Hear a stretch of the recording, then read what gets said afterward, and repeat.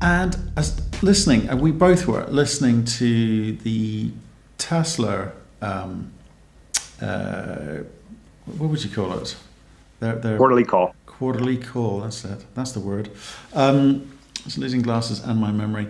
But I thought it was really interesting. I thought it was fascinating because it was quite insightful. It's the way that certainly Elon Musk and Tesla are thinking, and I think others will follow suit quite quickly. But the one big phrase which stood out for me was, "Please mine more nickel.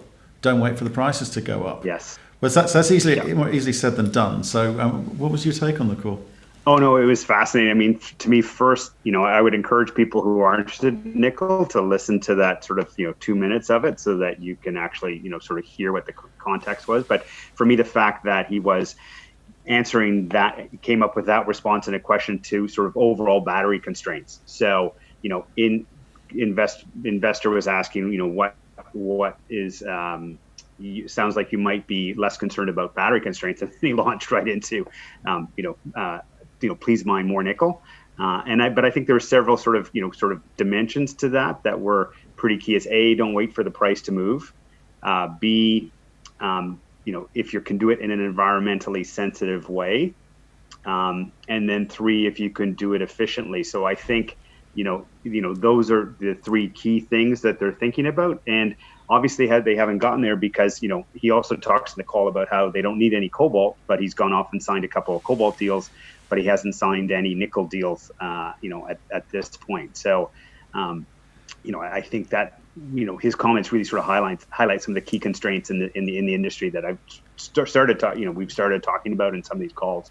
But I think, he drove it home to what the exact. Oh, for sure. I mean, it's interesting. Slightly conflicting messages there, as you say, around cobalt. He's talking about cobalt-free batteries, but then goes out and invests in some cobalt. But let's kind of break down on the stuff which we did understand, which was the phrase, Sure. okay, and try and understand what it means. He says to nickel miners, "Don't wait." What did you read into that? Yeah, what that fundamentally is reflecting is at $6 a pound today, there really is no project outside of Indonesia that could go ahead, assuming a $6 long-term nickel price, or at least for a period of time, until the capital is paid back. Most projects, anywhere to sort of 650 to 750 a pound is required. Again, we're hoping our project, given what we're seeing so far, might be a little bit below that. But, realistically, that's for the next set of projects to be developed, that's the kind of price range that you need. Again, he's kind of wishful thinking that, nickel prices aren't there yet. So again, the big miners aren't going, until they're very confident, or the price, more likely the price is actually in that range, before they're going to push a button on any kind of expansions. So I think that's the issue, there that he's kind of really sort of driving home.